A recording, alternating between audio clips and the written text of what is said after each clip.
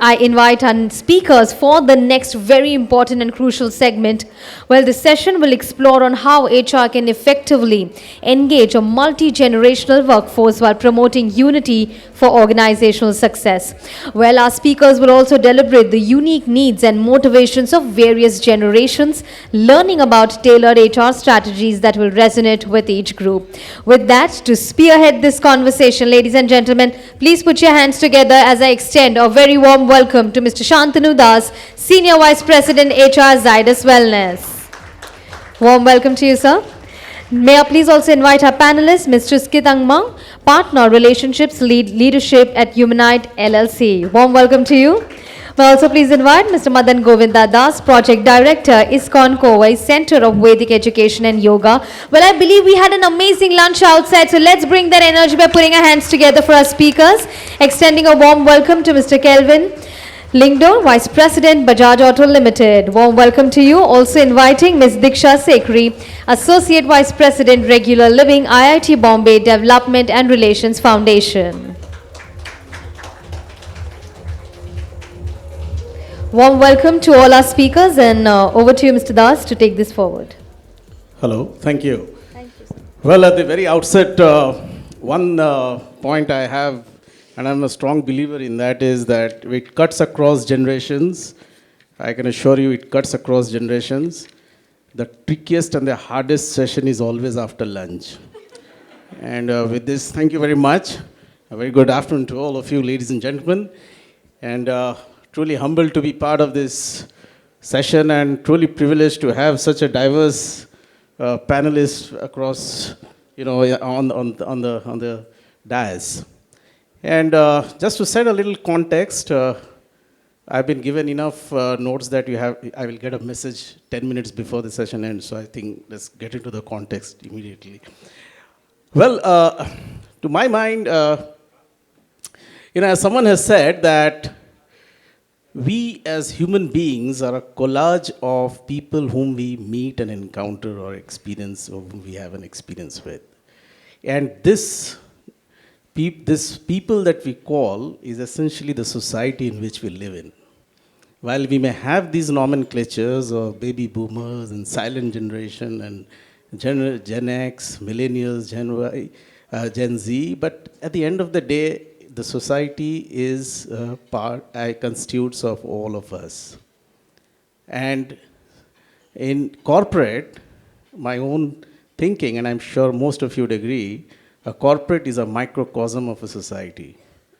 While this is a very interesting time in which we live, there are companies who are coming out of DEI agenda, but I personally don't visualize corporates being a part, as I said, of society can live with one generation, or it has to be multi-generation. And it has its own balances and checks, and that is what we're going to discuss and we'll attempt discussing.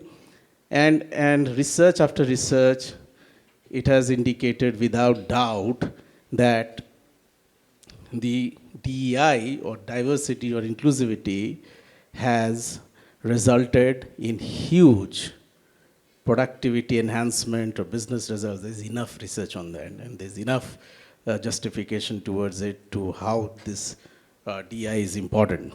So with this, I just set the context, and I'll go to the panelists with one question, and I will start from Madanji, and the same question for all the panelists, that what has been, this is just a starter, what has been a point of inflection or a turning point in your life which has come when you have met or experienced someone from a different generation, and what has been your take from that experience, and has that been a turning point or an inflection in your life? Thank you, Prashantji. So I'll try to share something which is relevant to this HR community and how I've been practicing my spiritual life last 15, 20 years, and how my spiritual practices come to rescue me in my professional change management challenge. So I was working with HUL way back in 2010 as a SNOP lead for the entire HUL company, and I had a strong desire to get factory experience, given that I was heading for a senior leadership role in supply chain management. So I expressed my desire to the management and they kindly accepted it.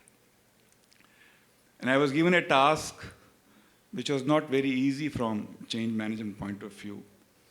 So I was made factory director for a company, for a factory, in which we were supposed to merge 4 factories into one, which means merging 4 LTS, which means merging 4 factories with different age groups, different aspirations, different benefits.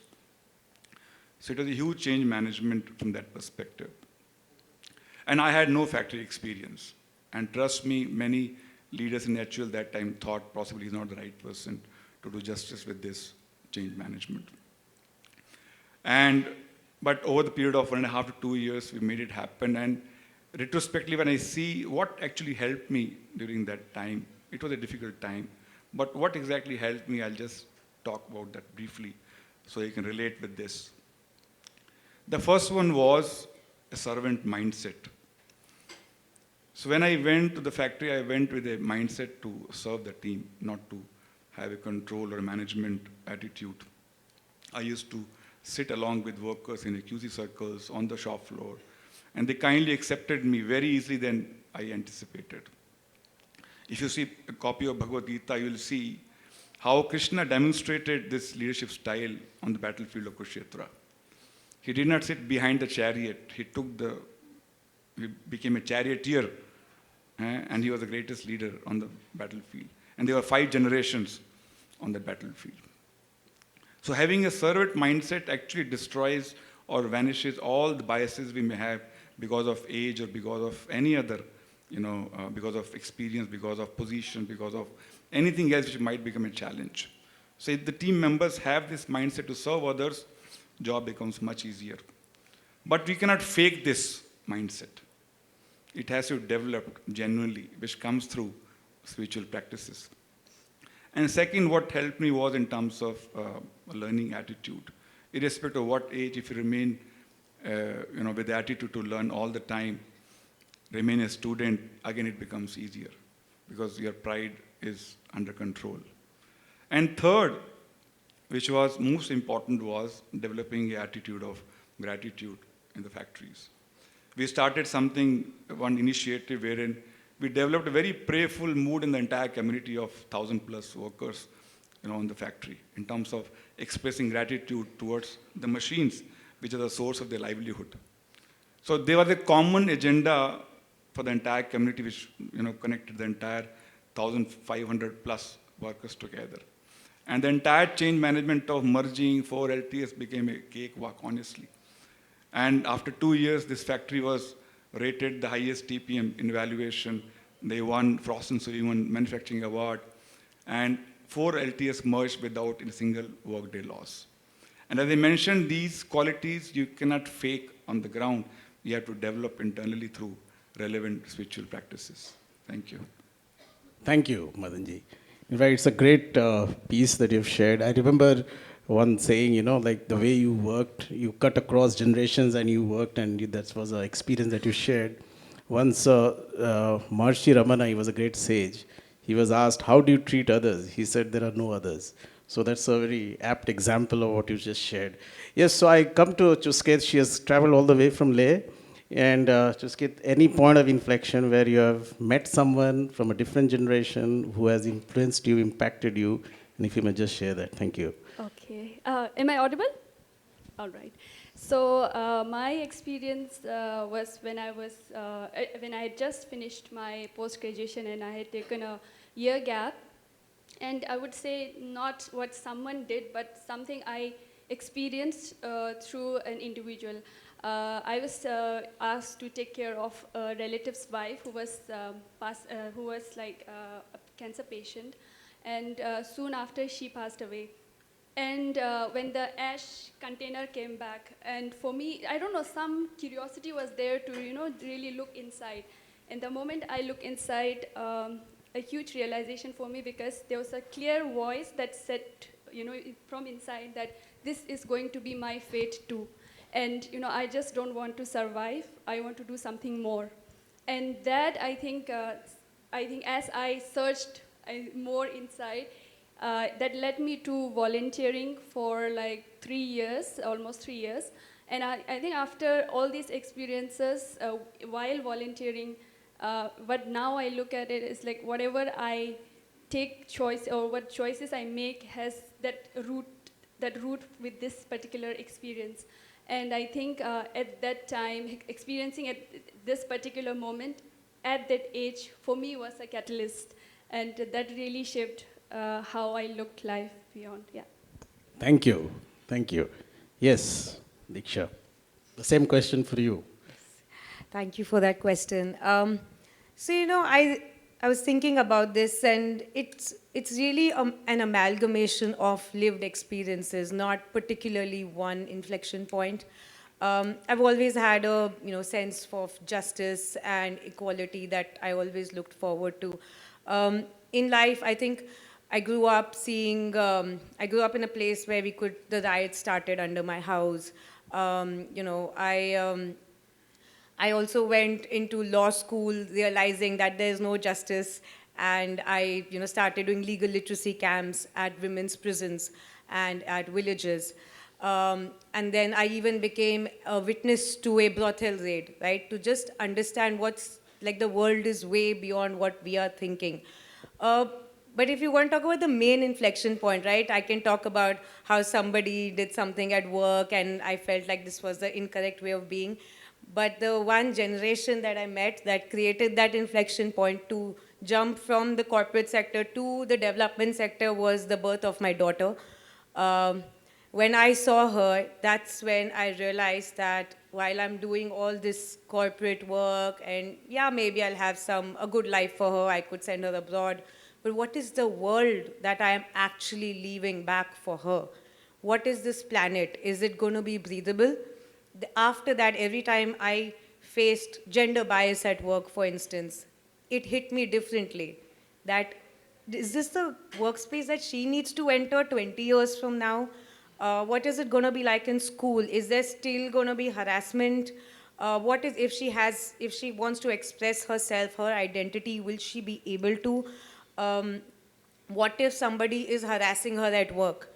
Like when I was facing a situation and I went to the previous generation, my parents and my uncles, who are very well placed in the corporate sector, and I asked them, I'm facing this, and this individual speaks to me in this particular way. It's very degrading. I don't appreciate it. What can I do? They said, just be quiet and listen, right? And that did not sit well with me. That I don't want that for my daughter. So I think that was the main inflection point, the birth of my daughter, and the lived experiences before that. Great example. There is no better learning place than our own families, and that sums it up. Yes, Calvin. Hi, can you hear me? Okay. I think from my side is the corporate experience that I've had.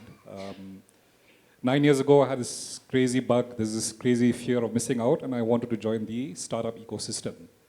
And that's when I joined Lenskart. At that time, there was a fledgling company. And when I was joining Lenskart, everybody, my batchmates were saying, hey, Calvin, why would you want to join Lenskart? Why would you want to work for Piyush?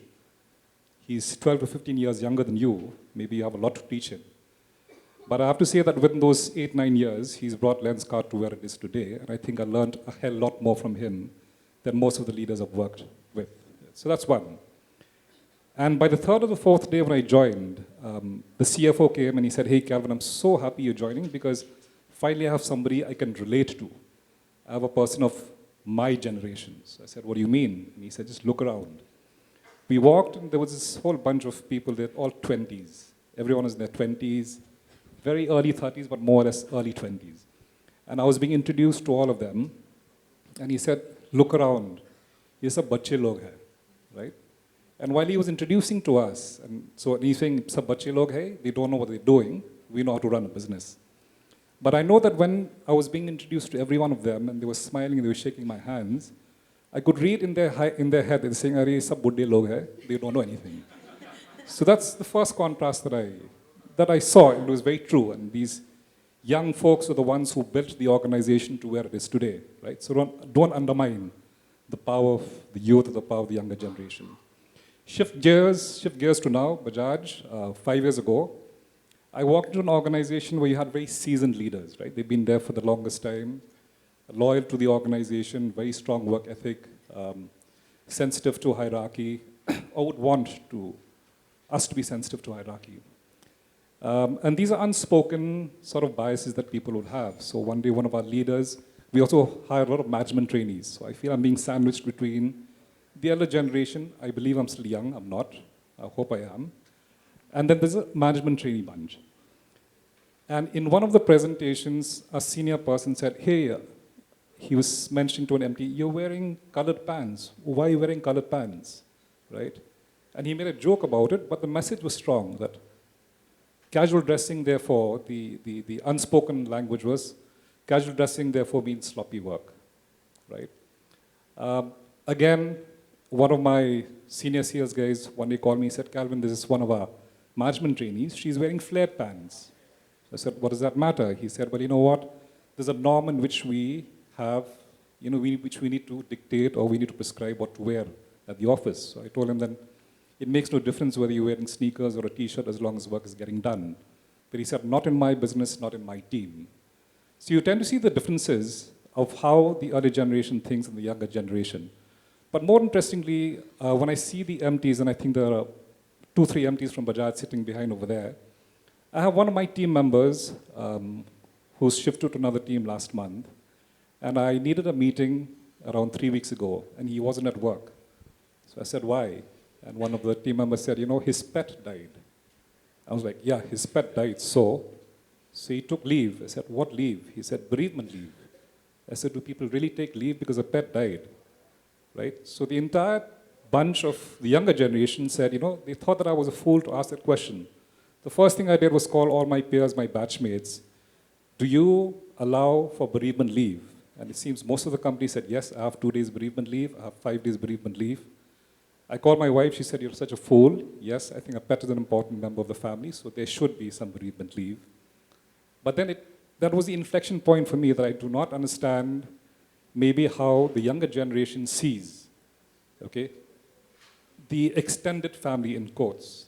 And I think the realization is now with the new world, we have online friends, we have online relatives, your parents are sitting far away. And I feel that the closest physical proximity a person has is basically a pet, right? And maybe I, as an inflection point, need to be more sensitive to that. So. No, thank you. So just a related question, to that, Calvin, and we can continue, in the workplace itself. So from these experiences, what is one skill set you had to learn or unlearn to better integrate into a multi-generational workforce? I would say I'm still trying, one. But I think more importantly, you have to kill the assumptions. I think when we're talking about multiple generations, you just have these negative stereotypes, right? So when I'm looking at anybody elder to you, you'll feel that they are old-fashioned, or they're just waiting for retirement, or they do not tech savvy. Or maybe for the younger generation, say they're very entitled, or they're lazy, or they don't have commitment to work. I think it's important to kill those assumptions first, be very aware of the stereotypes we have. It's taken time, but I think we need to build relationships with with all generations here, and see them as individuals and not as cohorts. That, hey, you know what? You're an old person, you're a young person. Therefore, I treat you differently, but know them as individuals. But I think finally for me is, I think if everyone has something to teach and everyone has something to learn. And I think these tensions that we have amongst generations is because we don't recognize the other generation, because the younger one just wants to show that they have fresh ideas. If you value them, they feel valued and respected. The elder generation typically will say that, I have experience. So you show them the due respect, and that's where the value comes in. I feel I'm still trying. Thank you, thank you. No, I think we are all trying. For example, for me at this age, it's a pleasure to have younger generations with my workforce, and one skill set that I learn from them every day is the technology mindset. It was never there in me when I grew up, but now, of course, it's a choice, and it's not a choice, and I really learn a lot from the youngsters in my team. So, Diksha, one question for you, that how do you think cultural shifts have shaped the priorities of today's generation, and what impact would it have in the workplace? You talked of future, so what is the impact you foresee in the future for this? So, you know, when you look at the different generations, we have to look at what events happened in their lives that shaped them, right? What were the lived experiences and which led to the motivators and which leads to then their behavior at the workplace, right? So it's never just that, oh, this person is entitled, but why, right? That's what we really need to look at. So when I was analyzing that, okay, the baby boomers, probably, you know, it's a post-independence era, right? Their perspective came from, you know, survival, because they came after independence, they were still rebuilding life, right? I was talking to my dad and he said, you know, back in the day there was no ambition, not as much ambition, in the sense that, you know, a lot of people were happy to start and end their career at the same place because they were just so grateful to just have a job, right? So the risk-taking ability was much lower, ambition because of that was much lower, right? And hence the kind of behavior at the workplace was different, right? It was more about, it was never about standing out, it was about being homogeneous, it was about putting your head down and doing the work. If you cut to the next generation, Gen X, they were parented by the silent generation and they saw the baby boomers as their ideals at the workplace. So they also just looked for stability because while the survival was now overcome, they wanted to now be stable, right? And once with the stability, then a few people started taking a little bit of risk because unko stability mil gaya tha. The remaining people still just wanted to have the safe professions, your doctor, lawyer, you know, the chartered accountants, so that or government jobs, because you still wanted that stability in your life. And they did see a few wars, etc. Now cut to my generation. We didn't see any wars, but we joined the workforce when recession happened, right? But we also saw the startup boom and the startup burst, right? We saw a little bit of the obscene wealth that can be made and also how quickly it can be taken away. But we are not struggling for survival or stability because we do have a platform.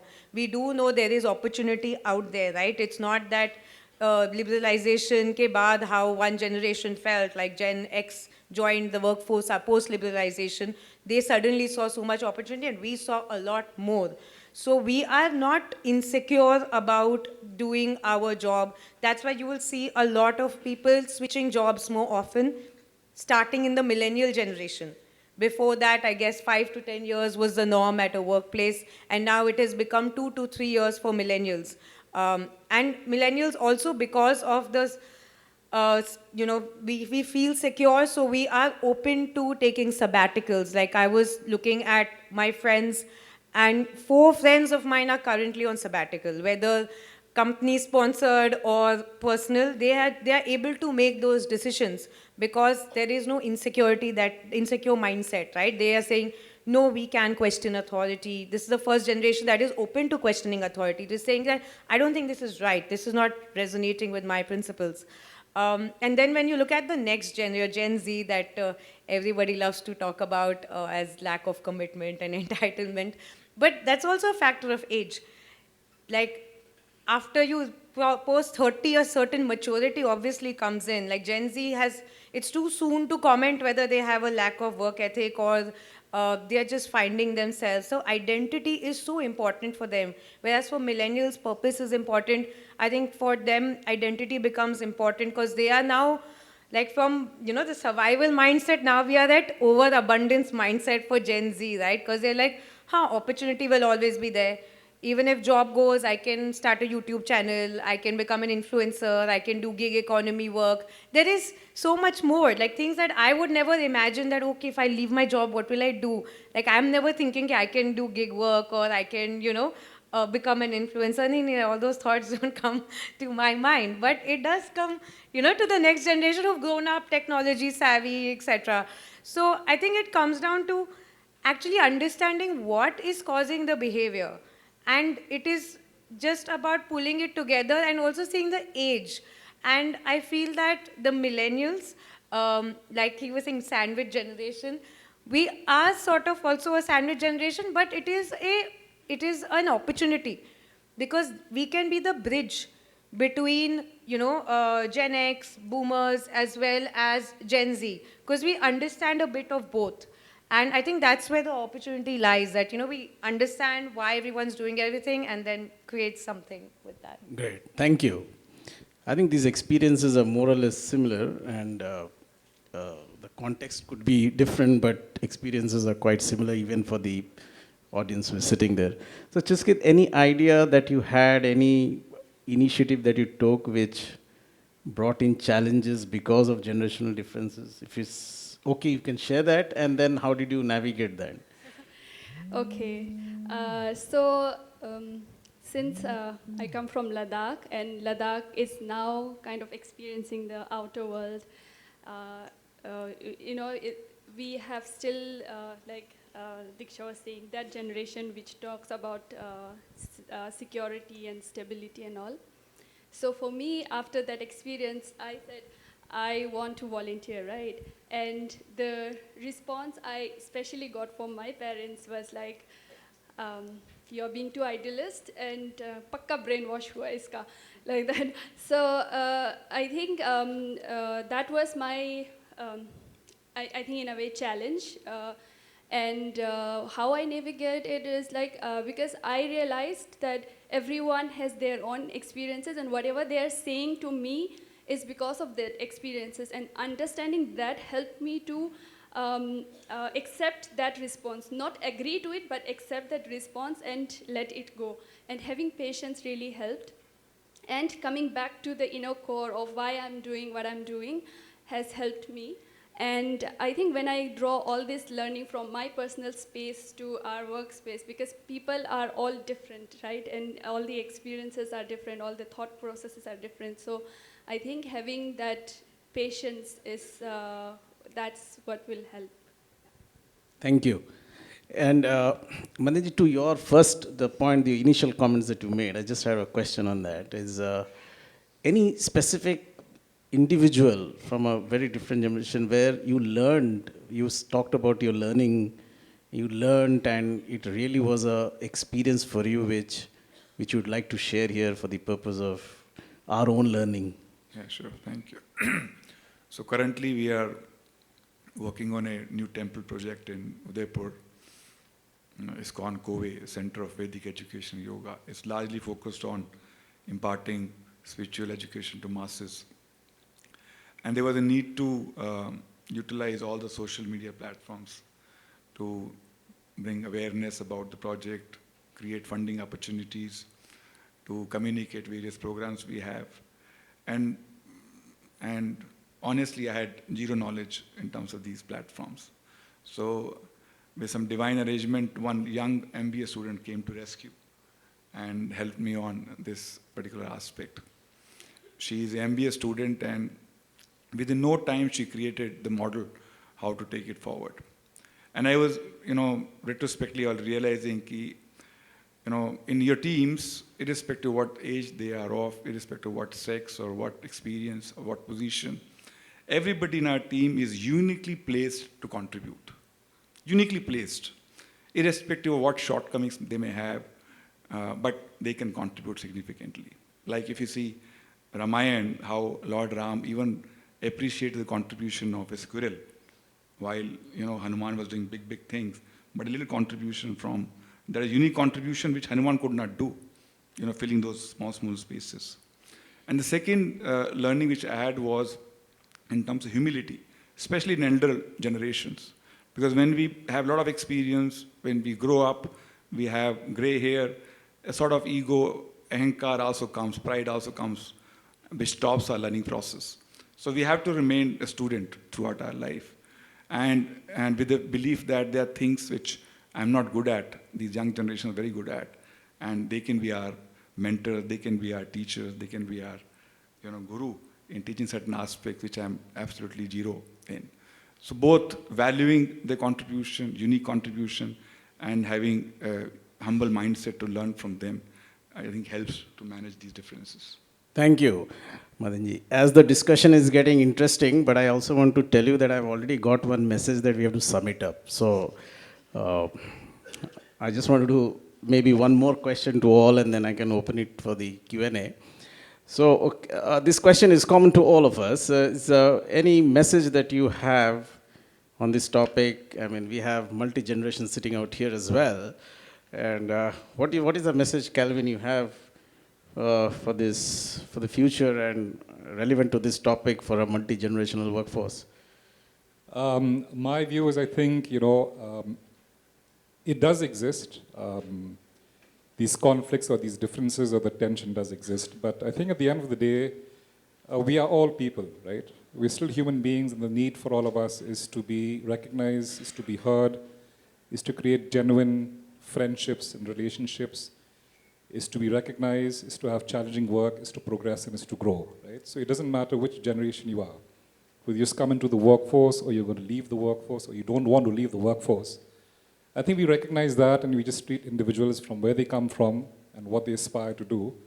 I think that's my piece that I want to leave behind. Thank you. Yeah, Diksha.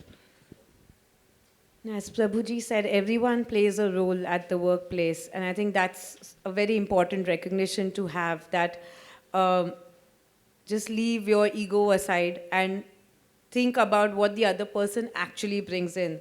I remember when I just joined the workforce, I used to at first idolize the very, older generation, the senior leadership. But as I started growing up, I remember there were some days I would say, but unko nahi aata hai, mujhe aata hai, I know more, because that, when you're in that age, you feel like you know more. And I think that's one thing that we have to let go, to just listen on about what everybody actually knows and accept that there are other points of views out there, which are, while it might not be in alignment with what we are thinking, but they are equally valid. Thank you. Yes. Okay. Some message for the audience. Just good. So from my experience while volunteering, which had like people from 20 to 90 plus, and now where I'm working, LEH, we have from 20 to 50 plus. I think the experiences, what I experienced was that when the elders, in a way, I would say it that way, so when the elders bring in this attitude of, I'm interested to learn, so, they give that safe space for the younger ones to express themselves, and then the younger ones feel like they're not up to date, like, a lot of times, like Diksha was saying, like, they don't know. I think those stereotypes, if we drop, and then, forgot now what I was going to say. Okay, so I felt like that was my experience, because these people with 50, 60, 70 years old, they were so curious to know about me. And what I realized, and that shifted my thinking, was that there's a thin line between respect and fear, and a lot of times we kind of get into the fear of, what will the elders will think, like that. So I think to understand that thin line, and of course, open, like how to say, create a safe space for listening to each other. That's my take on that.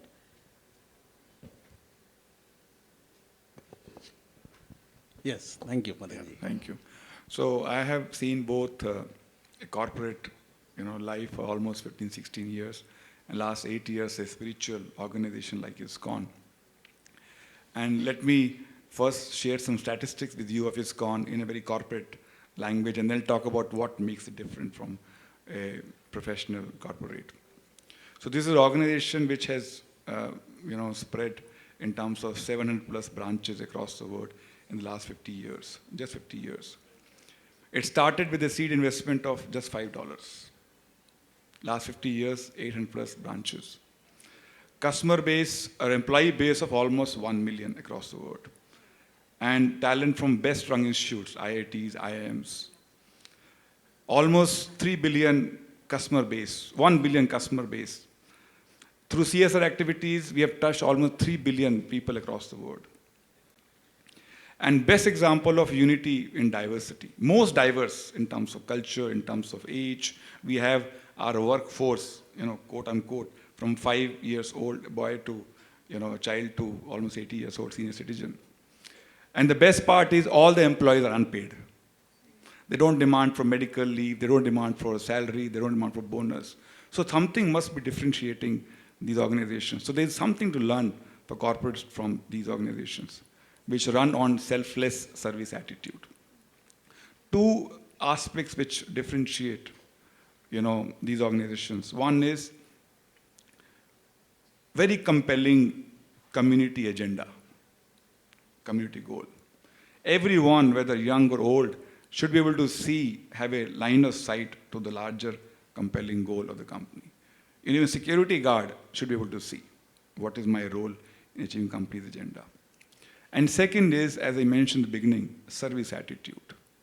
Instead of controlling, managing, exploiting attitude to serving attitude. It's a huge transformation in terms of, it's a game of the heart, not of the mind. So you have to transform hearts to develop this service attitude.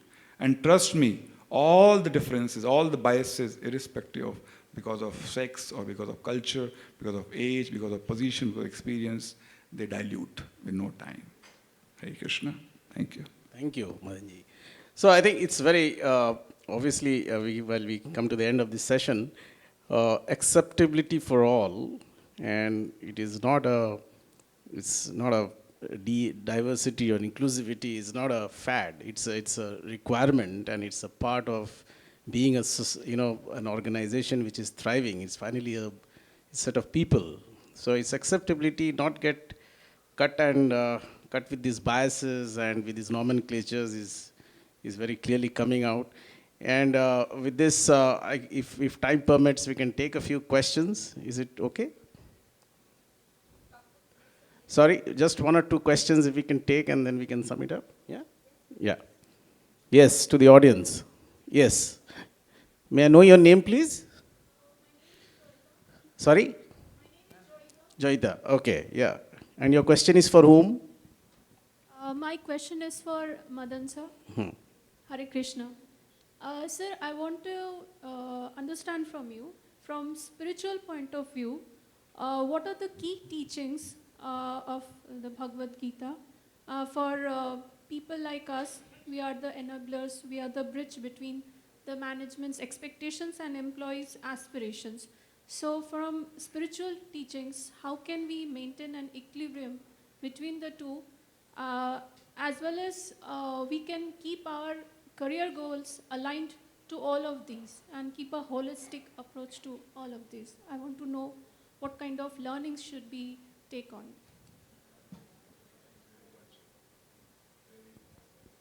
Very relevant and very important question. The first thing is, in order to create better understanding of different age groups or different departments, we have to have a culture of empathy. And how do you create empathy? The most important, it may sound very simple, but a very difficult skill is listening skill. If you see Bhagavad Gita, if you've read Bhagavad Gita, Arjuna is talking in the beginning for almost one chapter. Krishna did not utter a single word. He simply heard patiently. And then he was heard attentively. The rest of Bhagavad Gita he heard. So you have to create a culture of giving patient ear to everybody, whether young or old, in terms of sharing their experience, in terms of sharing their concern, sharing their values. They should feel being heard in the organization. Very, very important, one aspect. Second, I'll tell something technical. It's scientific. You know why egos clash? Because of Rajoguna. Everybody is influenced by this. It's called science of modes. You must have heard about this. Tamoguna, Rajoguna, and Sattva-guna. So if two people are talking who are in Sattva-guna, they'll reach conclusion very fast. They'll not be distracted from the agenda. If two people are talking who are in Rajoguna, there'll be a lot of conflicts, a lot of arguments. If two people are talking who are in Tamoguna, they'll end up fighting, they get physical.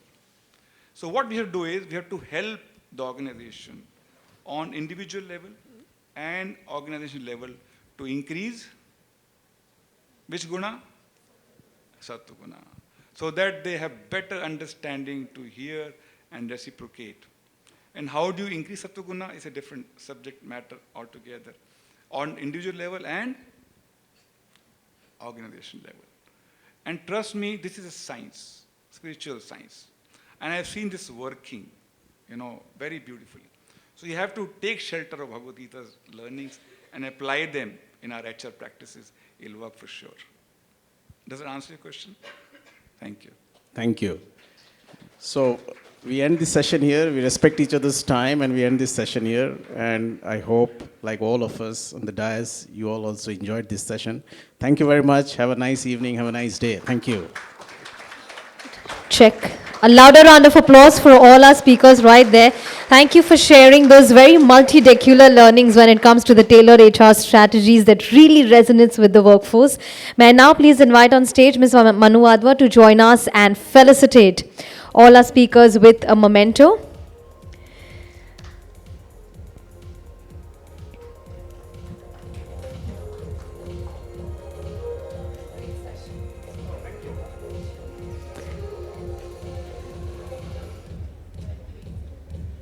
Like to felicitate and thank all our panelists, Mr. Madan Govinda Das, Project Director, ISKCON COE, Center of Vedic Education and Yoga. Thank you for sharing those very important insights with us. Would like to thank Mr. Skitangmo, Partner, Relationship Lead, Leadership at Humanite LLC. We'd also like to thank our moderator, Mr. Shantanu Das, for really weaving that whole conversation for us, the Senior Vice President, HR at Zydus Wellness.